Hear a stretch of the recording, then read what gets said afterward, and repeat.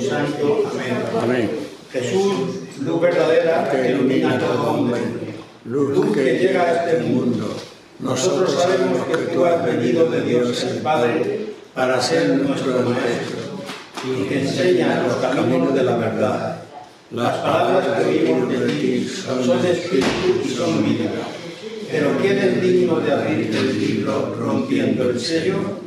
Tú solo, tú que diste tu vida por nosotros y nos compraste para Dios con tu sangre. Damos a conocer los misterios del reino de Dios y las inagotables riquezas de tu corazón.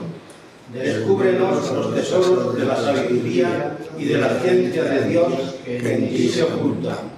Haz que tu palabra penetre en nuestras almas, guíe cual luz nuestros pasos, ilumine nuestras sendas hasta que amanezca el día y se disipen las tinieblas. Tú que vives y reinas por los siglos de los siglos. Amén.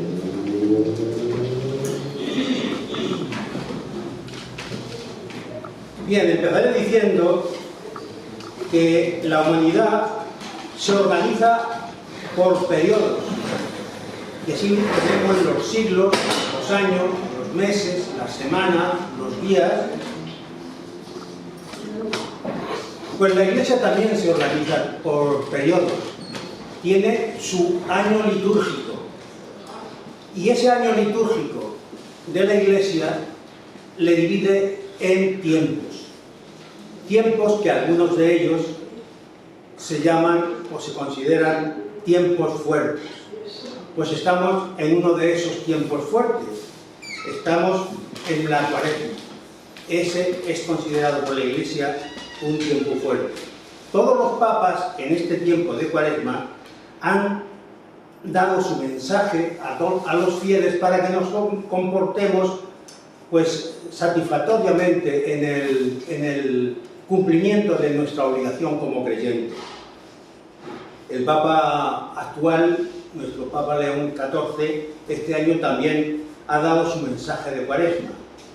Y os voy a leer algunas de las cosas que ha dicho que resultan bastante interesantes. Ya empezó el Papa en su homilía que hizo en el miércoles de ceniza. El Papa dijo: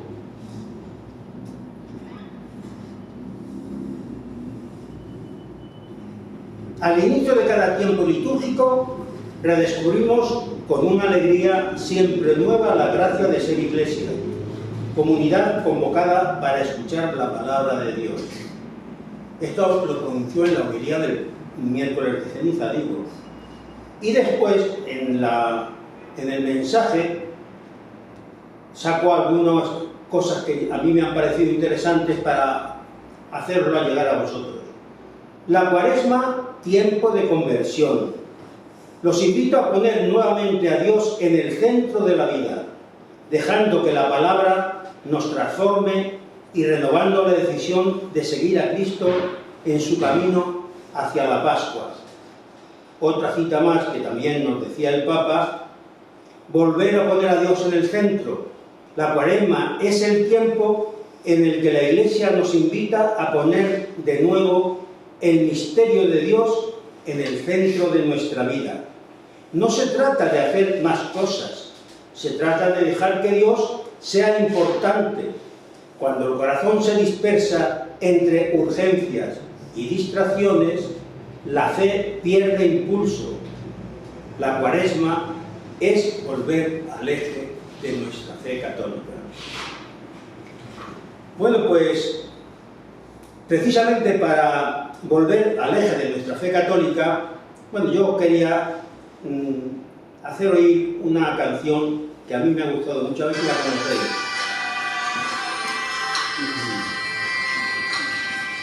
Cuánto esperado este momento, cántala conmigo, venga. Cuánto esperado que estuvieras aquí.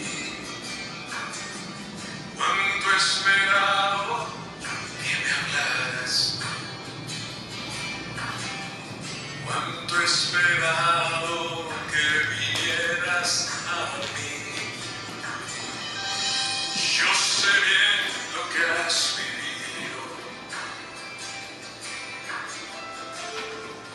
sé también por qué has llorado. Yo sé bien lo que has sufrido, pues de tu lado no me he ido. Venga, familia, venga, iglesia, cantamos. Pues nadie te ama como yo. Pues nadie te ama como yo. Mira la cruz, esa es mi más grande prueba. Nadie te ama como yo. Pues nadie te ama como yo. Pues nadie te ama como yo. Mira la cruz, fue por ti, fue porque te amo. Nadie te ama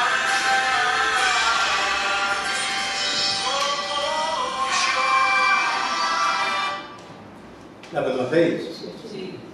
Bueno, pues entre el mensaje del Papa y las palabras de esta canción, mirad la cruz que es mi más grande prueba, fue por ti porque te amo. Ayer oí por televisión a un sacerdote en una de las misas que transmite que decía que vamos a celebrar la próxima semana el acontecimiento más grande de la humanidad de todos los tiempos, el acontecimiento histórico. Vamos a celebrar los católicos. Bueno, pues para recomponer todo esto que nos dice el Papa, la canción con estas palabras, y para celebrar ese gran acontecimiento, vamos a repasar hoy la historia de la pasión de nuestro Señor. Y lo haremos recordando antiguas profecías, salmos, el Evangelio y estudios de famosos doctores como el doctor Pierre Barnett sobre la sábana santa y el doctor William Ewart sobre el suplicio de la cruz. Hoy la existencia histórica de Jesucristo no ofrece duda, de ahí que el cura ayer en su homilía dijera el acontecimiento más grande de la humanidad. No ofrece duda. Pero voy a destacar por su significado los comentarios de un intelectual ruso en la época de Rusia, durante la persecución y durante el paganismo y el ateísmo más rudo, pues un intelectual, Kublanov, en tiempos de Stalin, decía: negar la existencia de Jesucristo es contradecir conclusiones universalmente aceptadas. Así decía este intelectual ruso, sí, en ese régimen tan cerradamente ateo. Si analizamos la historia, propiamente dicha, nos encontramos con que existen referencias hacia la persona de Jesucristo de historiadores romanos muy próximos a su tiempo, como son Tácito, del año 55 al 120, Plinio el Joven, del año 61 al 114, Cayo Seutonio, del año 75 al 170. Este Jesús del que vamos a hablar, sabemos que tiene dos naturalezas, una divina y otra humana. Nos ocuparemos hoy de la naturaleza humana que tomó de la Virgen María, según nos dice San Pablo en su carta a los Colosenses, cuando dice: llegada la plenitud de los tiempos, envió Dios a su Hijo, nacido de mujer. Bueno, pues, pero antes voy a hacer un breve paréntesis para aclarar conceptos sobre el significado que tienen algunas palabras relacionadas con la pasión, y que por muy oídas, a veces no captamos el significado tan profundo que tienen. Una primera palabra: justificación. Justificación es un hecho de la justicia de Dios. Dios declara al pecador legalmente justo, porque su Hijo cargó con el castigo y lo pagó por completo. El amor y la justicia de Dios, su misericordia, no está en haber dejado impunes los pecados de los hombres, sino en haberlos transferido a la persona de su Hijo. Segunda palabra, redención. Redención es el término técnico para explicar la obra de salvación humana realizada por Jesucristo. Su significación primaria es la liberación a base de pagar el conveniente precio o rescate.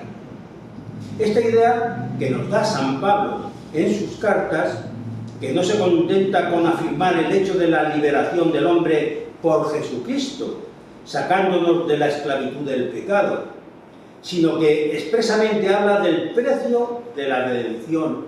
En la 1 Corintios dice: habéis sido comprados a buen precio, especificando que ese precio es Cristo, más concretamente su sangre. Lo dice en Efesios: en él, por su sangre, tenemos redención, el perdón de los pecados, conforme a la riqueza de su gracia. Bueno, y hasta aquí el paréntesis. Y ahora quiero que nos hagamos esta pregunta: ¿por qué fue necesaria la pasión de nuestro Señor? Dios creó al hombre en estado de felicidad total. No quería para el hombre ni el dolor, ni la enfermedad, ni la muerte. Pero el hombre, engañado por el mal, la serpiente del paraíso, pretende ser como Dios. Pecado de soberbia, rechazo de amor. Se separa de Dios, que es la felicidad infinita y eterna, y sufre las consecuencias. Ante esta situación, Dios sigue siendo Dios y promete redención para su creación más preciada, el hombre. E inmediatamente entra en juego su plan de salvación, mostrando con ello su grandeza, su misericordia. ¿Cómo se realizará este plan? Una posible solución: el hombre que ha roto con Dios, que lo repare. Imposible. El hombre, ser finito, no puede reparar una culpa infinita, que lo es por ofender a un ser infinito, ofender a Dios. Otra posible solución: que lo repare Dios, que todo lo puede, pero entonces rompería la libertad del hombre, y Dios respeta por encima de todo su libertad, aunque ésta le lleve al pecado. Una tercera solución: que Dios se haga hombre y que como hombre quiera, y que como Dios pueda. Entonces la segunda persona de la Santísima Trinidad se hace hombre y lleva a cabo los planes de Dios. Recordamos la cita que he dicho antes de Gálatas. Y siendo esto así, hay que ver cuánto le costó a Jesús convencer a sus discípulos que el reino que predicaba no era como los reinos de la tierra, sino una crucifixión entre ladrones, después de una pasión atroz. Así se lo fue manifestando en distintos momentos de su vida pública. Voy a poner ejemplos. En la profecía del siervo de Yahvé, en Isaías, se puede entender cuando dice: conducido como oveja al matadero para ser inmolado por los pecados de todos. En el bautismo del Jordán, Juan nos dice: ahí tenéis el Cordero de Dios que quita el pecado del mundo. Con esta imagen del Cordero les era fácil recordar aquel otro Cordero degollado y sacrificado en la primera Pascua, en la salida de Egipto. En el mismo Evangelio de San Juan, cuando Jesús se comparó con la serpiente de bronce mandada a levantar por Moisés, alzada en el desierto, para que, mirándola, quedaran limpios todas las llagas que tenían y que le salían a los judíos. Le recuerda primero a Nicodemo: lo mismo que Moisés elevó la serpiente en el desierto, así tiene que ser elevado el Hijo del Hombre, para que todo el que cree en él tenga vida eterna. Y después, en el Domingo de Ramos: y cuando yo sea elevado sobre la tierra, traeré a todos hacia mí. Quería decirles Jesús que sería elevado en el Gólgota, atrayendo sobre sí a todo el género humano. El sacrificio de Jesús era necesario porque, para expiar las ofensas contra Dios, que es bondad infinita y eterna, la humanidad necesitaba un sacrificio sin mancha e ilimitado. Así nos lo dice la carta a los hebreos, como también nos dice en Hebreos: y llevado a la consumación, se convirtió para todos los que le obedecen en autor de salvación eterna. Y ese era Jesús, el único que podía quitar el pecado por el sacrificio de sí mismo, porque era hombre, pero también y sobre todo porque era Dios. ¿Qué sabemos de este Jesús? Tenía unos 30 años cuando comenzó a predicar y unos 33 cuando murió en la cruz. Esta es la versión clásica. Estudios modernos lo alteran en 3 o 4 años, pero eso no significa nada para lo que representa y lo que supone. Lo que supone su sacrificio. Sabemos que era un hombre joven, sano y fuerte. Tenía unos 83 centímetros de estatura, si consideramos la imagen de la sábana santa. San Marcos nos deja reflejado en su Evangelio algunas jornadas con una actividad impresionante. Le vemos predicando, atendiendo a las masas, curando sin parar. Nos dice el texto en Marcos que ni para comer tenía tiempo. Capaz de pasar jornadas de larga caminata sin parar de atender a todos y darse luego a la oración para volver de madrugada y a veces pasar entera la noche en oración. O sea, Jesús estaba en la plenitud de la vida. También conocemos su fisonomía moral, la delicadeza de su corazón. Se apenaba por la dureza de corazón de los que le censuraban que curase en sábado, nos lo dice Marcos también. Hay un detalle que impresiona en la curación de un leproso. Le dice: si quieres, puedes limpiarme. Y Marcos nos dice que, enternecido, le tocó, lo acarició, que es justo lo que hacía Santa Teresa de Calcuta con sus enfermos para imitarle. Un corazón con tantos quilates que llora en la muerte de Lázaro. Lo vimos en el Evangelio de ayer. Al ver el dolor de sus amigos por la muerte. Y llora aun sabiendo que le va a resucitar. Este Jesús sabía que tenía que comprarnos con su sangre y aceptaba tomar sobre él todos los pecados de todos los tiempos. ¿Cuántas veces debió oír de joven en la sinagoga la cita de Isaías que dice: aunque vuestros pecados fueran como la grana, cual la nieve blanquearán; aunque fueran rojos como el carmesí, cual la lana quedarán? La pasión fue algo permanente en su vida. Un famoso doctor, William Ewart, del Departamento de Patología americano, y coincidiendo con el doctor Floyd Rosner, dice los dos: la temida, futura e inmediata realidad tuvo que producir en Jesús una tremenda angustia con repercusiones biológicas. Hasta aquí hemos explicado la pregunta del por qué fue necesaria la pasión.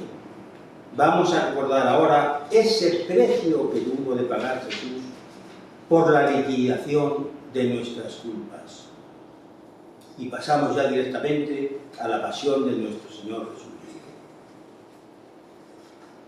Celebrada la Pascua en el cenáculo, se advierte tensión, tristeza, miedo.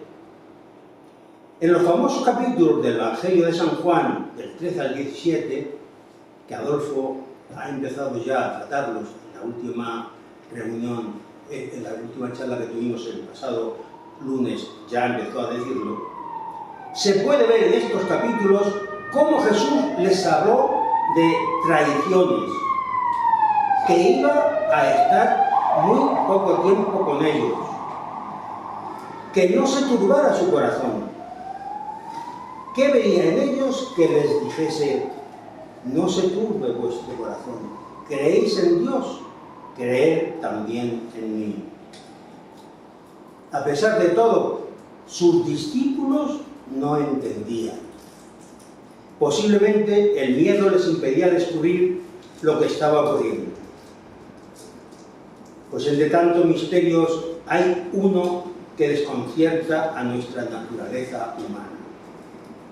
Cuando ya no hay quien pare la tragedia, hablando de tejas abajo, dice Jesús: ahora ha sido glorificado el Hijo del Hombre. La glorificación por el dolor, uno de los misterios que más nos cuesta digerir. ¡Qué gran revelación! A partir de su muerte, ningún dolor, pena, desgracia, enfermedad o sufrimiento quedará en vano. Que la hora de que tanto nos habla San Juan en su Evangelio es la hora de la cruz, no hay ninguna duda. No hay ninguna duda, pues nos muestra Jesús diciendo: Padre, llegó la hora, y salió para el huerto de los olivos. Jesús en Getsemaní. Había a la entrada de este huerto una espaciosa gruta, y allí quedaron 8 de sus apóstoles. Y dijo a Pedro, Santiago y Juan, sus más íntimos amigos, que le acompañasen pidiéndoles consuelo. La agonía de Getsemaní es tal vez el misterio de la vida de Jesús que más turba y desorienta. Recordemos que el demonio fue vencido en las tentaciones del desierto, y San Lucas nos dice que se alejó hasta tiempo oportuno. Pues este es el tiempo oportuno en el que Dios permite que Satanás vuelque todo su odio en la naturaleza humana de Jesucristo. ¿Qué mejor tiempo para que Satanás descargue todo su odio ahora que lo está pasando mal? Repasemos los textos. Angustias de muerte, nos dice el Salmo. Mi alma está triste hasta el punto de morir, nos dice Mateo. Sabiendo que Jesús era Dios, cuesta creer que esa naturaleza humana esté tan empobrecida que tiemble y tenga necesidad de pedir ayuda a los amigos más íntimos. Un comentarista, el dominico Padre Prat, dice: hace falta ser omnipotente para poder soportar tanto sufrimiento. San Pablo en la segunda carta a Corintios nos dice: el que no conoció pecado, se hizo pecado. El abismo de Getsemaní es un abismo insondable. Porque es aquí, en Getsemaní, cuando Jesús carga con todos los pecados, se siente autor de todos los pecados, los crímenes, las impurezas, los adulterios, abusos, engaños, traiciones, blasfemias. El estado de Jesús en Getsemaní es aterrador.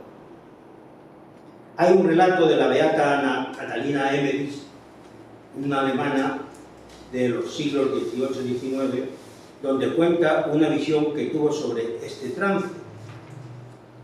Por su cabeza pasan todos los malos pensamientos, Cada mal pensamiento es una espina que se clava en su sacratísima cabeza y siente horror.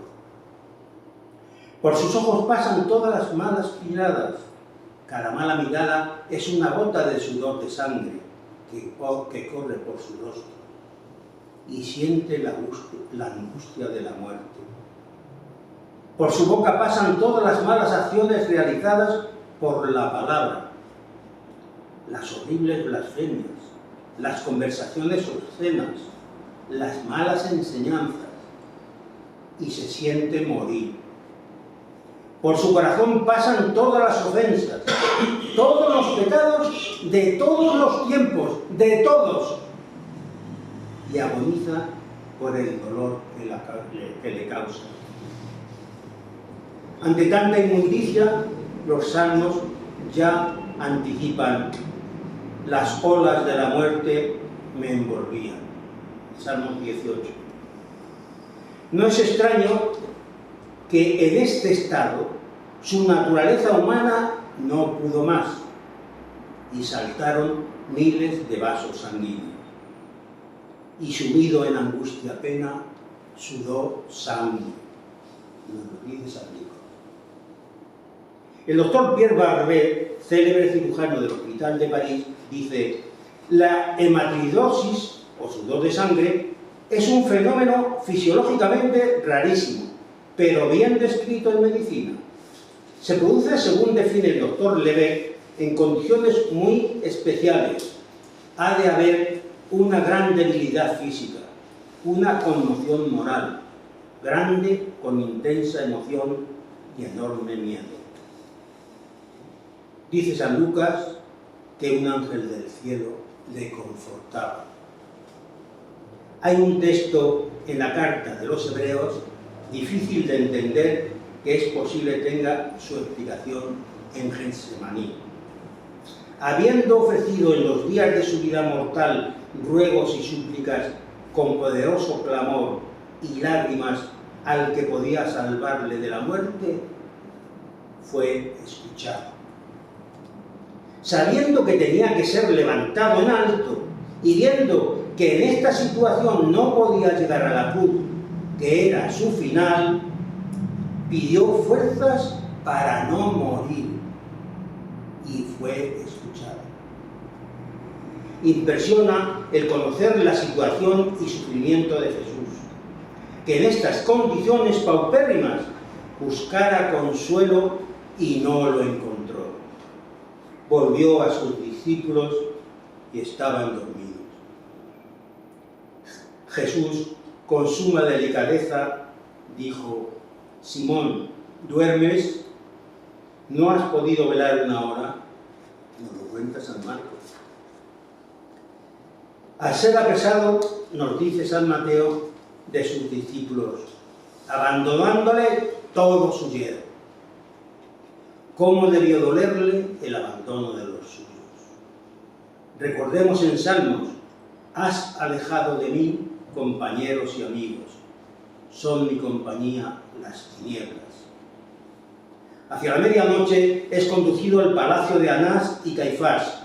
El zorro de Anás, con suma hipocresía, que le ayudaba a aparentar interés imparcial, le preguntó sobre su doctrina y sus discípulos. Jesús le remitió a quienes le habían oído día tras día. Y dice el texto bíblico que uno de los alguaciles le dio un bastonazo que debió dañarle seriamente el pómulo. Anás mangoneaba con todo, pero quien figuraba como sumo sacerdote era su yerno Caifás, y le dejó el reo. En casa de Caifás, saltándose todas las leyes judías, ni podían juzgar de noche, ni estaba todo el Sanedrín, se lleva a cabo el juicio. Era preciso el testimonio de más de uno, y aunque lo habían preparado con 2 testigos falsos, lo hicieron tan mal que no sirvió tal testimonio. Caifás sabía que solamente podría agarrarle a lo que el acusado dijese, y astutamente preguntó a Jesús si era Dios. Ante la respuesta de Jesús: tú lo has dicho, tenían que mostrar su puritanismo. Aspavientos, vestimentas rasgadas. No podía oír tal blasfemia. Se ha hecho Dios. Y el taimado Caifás, simulando estar escandalizado, preguntaba: ¿qué os parece? Todos contestaron: reo es de muerte. Pedro y Juan le seguían de cerca, pues Juan era conocido por el sumo sacerdote, y entraron en aquella casa. Así nos lo dice el Evangelio. Pedro, que poco antes había dicho que le seguiría hasta la muerte, por cobardía le negó. Y por 3 veces. Dicen los evangelios que empezó a echar imprecaciones y juramentos negando conocerlo. Pues en ese momento que nos narra San Lucas, Jesús cruzó el patio y miró a Pedro. Vaya cruce de miradas. ¿Qué sentirían el uno y el otro? ¿Sentiría Pedro esa mirada cargada de misericordia que perdona los pecados? Entonces cantó el gallo y Pedro recordó lo que Jesús le había dicho y salió de la casa y lloró amargamente. La diferencia entre Judas y Pedro fue que Pedro se arrepintió y fue perdonado. Judas, por el contrario, se desesperó y se ahorcó. Pedro confió en el perdón de Jesús porque le amaba. ¿No es eso lo que le contestaba cuando le preguntaba a Jesús: ¿me amas más que estos? Y así 3 veces. Jesús está apresado. Había que esperar que amaneciera. Dice San Lucas que los hombres que le tenían preso se burlaban de él. Le maltrataron e insultaron. Por San Mateo sabemos que le escupían en la cara, le abofeteaban y le golpeaban diciendo: adivina Cristo, ¿quién te ha pegado? Podemos suponer que Jesús, aunque callaba, recordaba lo que había profetizado Isaías: no escondí mi rostro ante las injurias y los esputos. En un calabozo oscuro y frío estuvo Jesús hasta poco más o menos las 5 de la mañana. Y antes de las 7 estaba ya entregado a Poncio Pilato. Pilato no podía ver ni en pintura a los jefes judíos. Intentó quitarse el problema de encima. Escéptico y cobarde, más que por ayudar a Jesús, le fastidiaba complacer a los que odiaba. ¿Que viene alborotando desde Galilea? Pues que lo juzgue Herodes, y se lo mandó. Herodes era el prototipo del hombre empecatado y quiso divertirse a costa del reo, obligándole a que hiciera allí algún milagro. Por eso, sin inmutarse ante Herodes, ni una palabra salió de Jesús. Para disimular el ridículo, le trató a Jesús de loco y vistiéndole de rey, lo devolvió a Pilato. Muy curioso, dice San Lucas, que estos 2 personajes que se odiaban, Herodes y Pilato, se hicieron amigos desde ese momento. Esta historia se repetirá siglo tras siglo y cuántas fuerzas del mal, enemistadas entre ellas, se unirán si se trata de atacar a Jesucristo, de atacar a la Iglesia. Pilatos intentó por todos los medios no complacer a los judíos, dando por buenas sus acusaciones. Le fastidiaba que se salieran con las suyas. Aprovechando la costumbre judía de soltar a un preso por la Pascua, les propone soltar a Jesús, pero de nuevo falla en su intento. Porque los sumos sacerdotes y los ancianos lograron persuadir a las masas para que soltara a Barrabás. Aún se le complicó más a Pilatos cuando su mujer le mandó un recado. Este recado que le dijo: no te mezcles con la sangre de ese justo, porque hoy he sufrido mucho en sueños por su causa. Como Pilato trataba de liberarle, puso una solución pensó en ella, en esta solución injusta, pero que creyó eficaz: castigar a Jesús brutalmente y soltarle. Por eso Pilato les dijo: no encuentro en él ningún delito, así que le castigaré y le soltaré. Sentencia injusta y confesada como tal, al decir que no encontraba delito, y ordenó una flagelación tan terrible en la que no pocas veces el reo moría. Con eso creyó arreglado. El doctor Barbet, que ha estudiado la sábana santa, dice: dos verdugos, y no de esa estatura, ni dando los golpes igual, terminaban por cubrir todo el cuerpo del reo. Usaban unos llamados fragmut, con bolitas de plomo y huesecillos en las puntas, que dejaban profundas hileras que se amorataban. Equimosis, dicen los doctores. Además dice: hay que recordar que la piel había sufrido innumerables hemorragias por el sudor de sangre. Nueva sangre brota por los surcos de los látigos, que caen de los hombros hacia abajo. Un sudor frío inunda su frente. Se producen vértigos nauseabundos. Normalmente les ataban y así no podían caer, antes de dar por terminada la flagelación. Es de suponer que se emplearon con furor, porque dice el Salmo 129: sobre mis espaldas araron. También el Salmo 38 dice: nada intacto en mi carne, nada sano, mis llagas son hedor y putrefacción.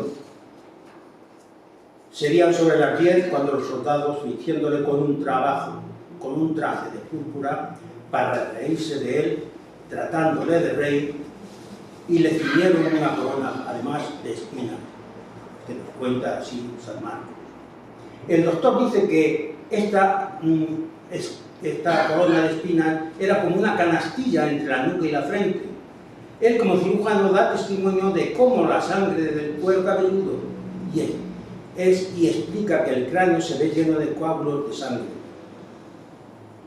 Bueno, pues así como una piltrafa humana, totalmente desfigurado, es presentado ante los jefes y la multitud. Por un momento debió haber un silencio estremecedor. Era el ecce homo que tanto ha servido de inspiración para los artistas y tanta piedad para los fieles. Pero los perversos jefes manejaban la turba y no cesaban de gritar: ¡crucifícalo! ¡Crucifícalo! Los judíos iban cortando a Pilato toda retirada, y los gritos de la gente le tocaron su punto más débil. Si sueltas a ese, no eres amigo del César. Todo el que se hace rey se enfrenta al César. Eso era ya una preocupación, una preocupante amenaza. Le querían mover su poltrona. La hipocresía llegó a cotas insospechadas con tal de conseguir la cruz para Jesús. Le seguían gritando: no tenemos más rey que el César. Entonces Pilatos se sentó en el tribunal y lo entregó para que lo crucificaran. Serían sobre las 11 de la mañana cuando Pilatos dictó la sentencia. El pueblo respondió gritando: caiga su sangre sobre nosotros y sobre nuestros hijos. Era la hora sexta.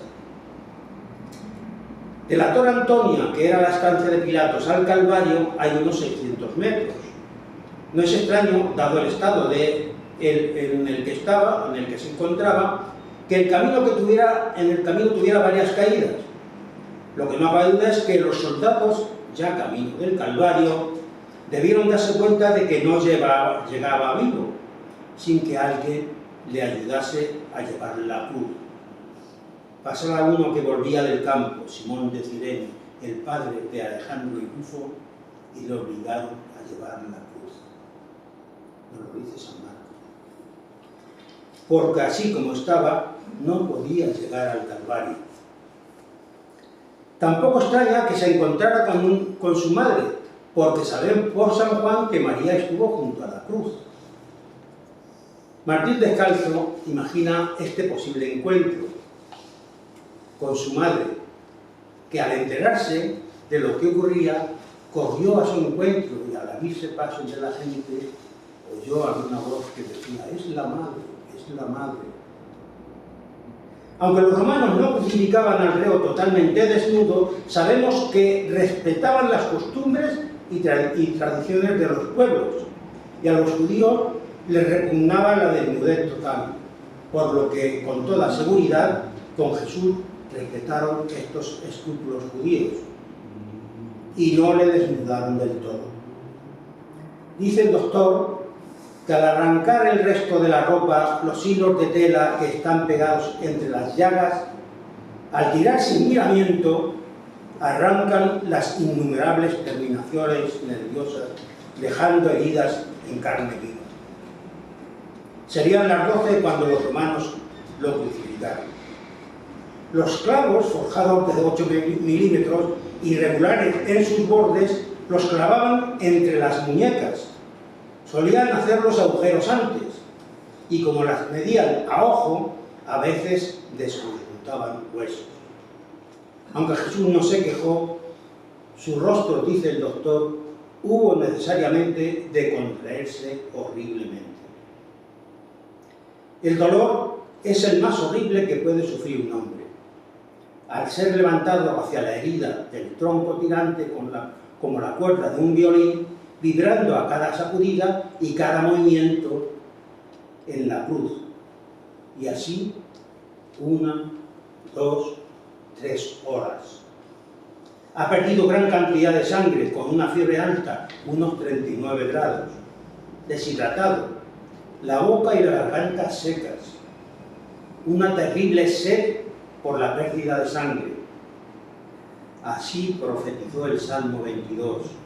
Mi paladar está seco como una teja, y mi lengua pegada a mi garganta. Morían generalmente asfixiados. El doctor, que tanto ha estudiado la crucifixión, dice: los músculos quedan tensos, sus deltoides y bíceps tirantes, y los dedos como ganchos. Endurecidos los músculos, los intercostales, los respiratorios. La respiración se hace cada vez más imposible y más corta. El epigastrio se hunde. El aire que entra silbando apenas puede salir.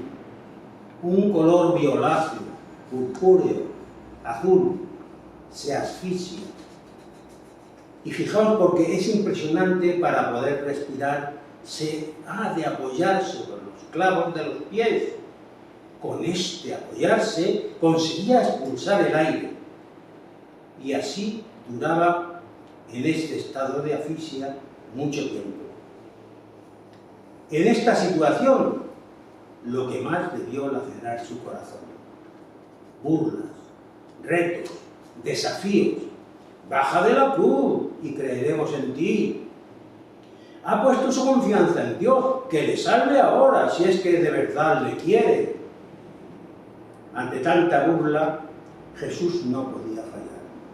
En una ocasión nos había hablado de algo incomprensible: amar a los enemigos. Ahora sí lo podemos comprender, cuando Jesús, ante tanta burla, dice: Padre, perdónalos porque no saben lo que hacen. Perdona a todo soberbio, a todo criminal, a todo malvado. Perdona toda infidelidad, todo egoísmo, todo adulterio, toda hipocresía, toda envidia, toda oculta bajeza. Pero perdona no como en manada. Perdona, Padre, uno a uno. Cada uno es un alma irrepetible, por lo que me he dejado crucificar. San Pablo lo personaliza en su carta en Gálatas, precisamente cuando dice: me amó y se entregó por mí. ¿Qué impresión debió causarle en su corazón escuchar a uno de los malhechores que le acompañaban, crucificados con él, la palabra Señor, creyéndole dueño del reino de los cielos. Señor, acuérdate de mí cuando llegues a tu reino. La respuesta no se hizo esperar. Esto no lo cuenta San Lucas, ya lo sabemos todos, ¿no? La misericordia de Dios vuelve a salir, vuelve a manifestarse. Y aquí tenemos el primer santo consagrado. ¿Recordáis? Hoy estarás conmigo en el paraíso. Su madre estaba allí, de pie, junto a la cruz de su hijo. Ya en Caná la había remitido a esa hora. Era la hora del doloroso parto de la maternidad de María como madre de todos los discípulos de Jesús, madre del cuerpo místico.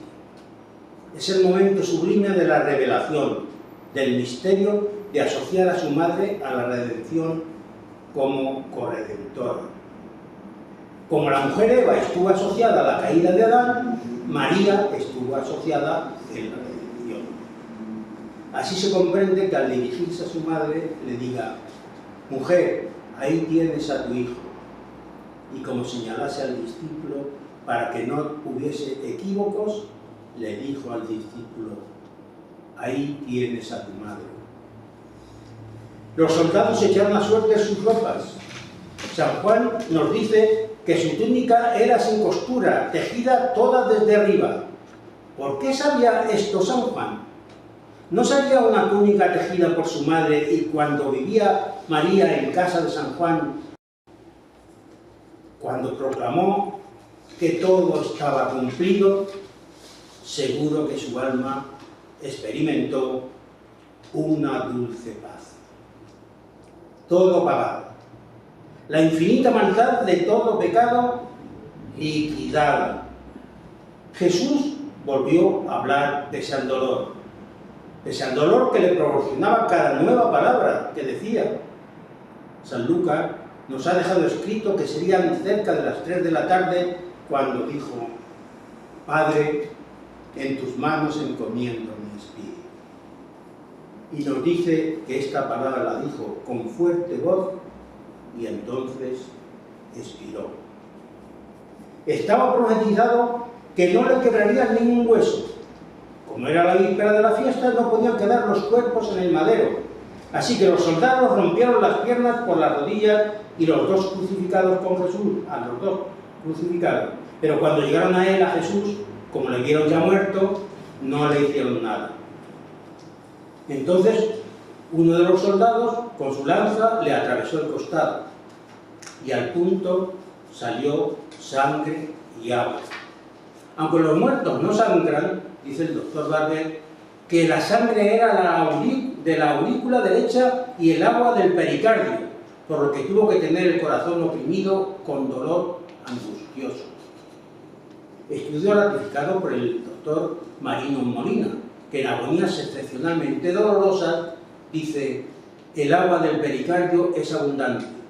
El corazón saltó con la lanzada, atravesado por cuando estaba muerto, porque el corazón de Jesús no hubiera poder haber sido traspasado, hacérsele saltar con nada ni con nadie antes de morir.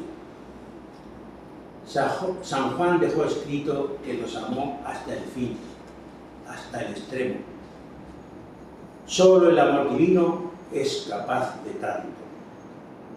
Y una reflexión: ¿qué misterio será el pecado que necesitó tanto dolor para borrarlo? Voy a ir terminando y lo voy a hacer recordando unos estremecedores versos y a ver si adivináis qué son. Dicen así: no me mueve mi Dios para quererte el cielo que me tienes prometido, ni me mueve el infierno tan temido para dejar por eso defenderte. Tú me mueves, Señor, muéveme al verte clavado en una cruz y escarnecido. Muéveme al ver tu cuerpo tan herido, muéveme tus afrentas y tu muerte. Muéveme al fin tu amor, y en tal manera que aunque no hubiera cielo yo te amara, y aunque no hubiera infierno te temiera.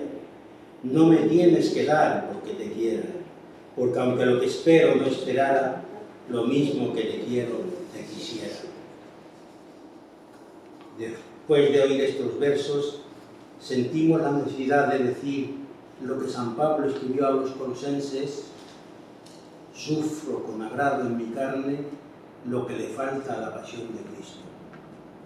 Algo así como: quiero hacer lo mismo por ti, tú has cogido la cruz por mí, tú que diste tu vida por mí, yo quiero llevar mi cruz de cada día por ti. Y quiero llevar mi cruz de cada día con alegría. Por eso, cuando en estos días renovemos ese misterio de la muerte del Señor, tengamos presente, como San Pablo, que lo hizo por mí, que lo hizo por ti. Para terminar, lo voy a hacer con unas palabras también del Papa, como al principio hice, recordando su mensaje de Navidad. Y estas palabras del Papa son, nos dice el Papa: me gustaría invitarles a abstenerse de utilizar palabras que afectan y lastiman a nuestro prójimo.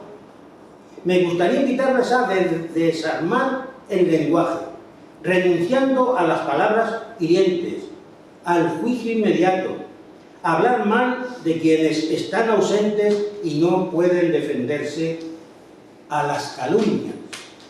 Me gustaría invitarles a que aprendamos a medir las palabras y a cultivar la amabilidad.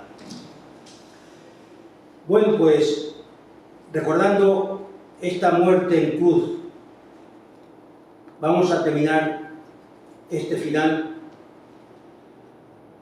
como no lo último de todo, sino que la cruz nos trajo la muerte, pero después vino la resurrección.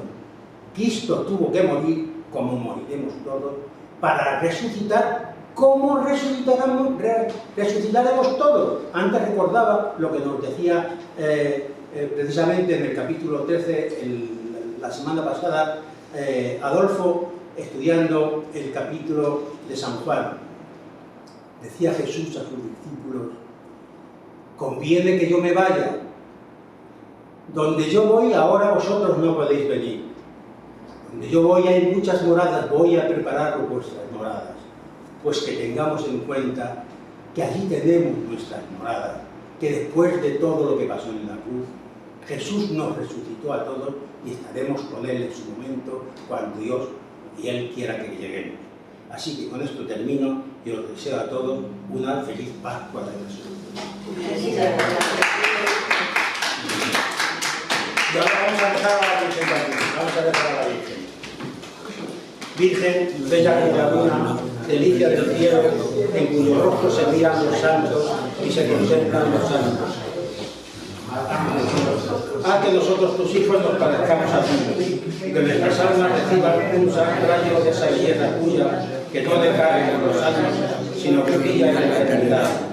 María, sol del cielo, despierta tú la vida donde haya muerte, e ilumina los ojos de que haya tinieblas, reflejándote en el rostro de tus hijos, concédenos un destello de tu luz y tu fervor. María, poderosa como un ejército, concede a nuestras filas la victoria. Somos tan débiles y nuestros enemigos se enfurecen con tantos estragos. Más alto la bandera, nos sentimos seguros de vencer. Él conoce el poder de tu bien y teme la majestad de tu gracia. Sálvanos, María, bella como la luna, única como el sol, temible como un ejército ordenado, levantado en pie de guerra, no por el odio, sino por el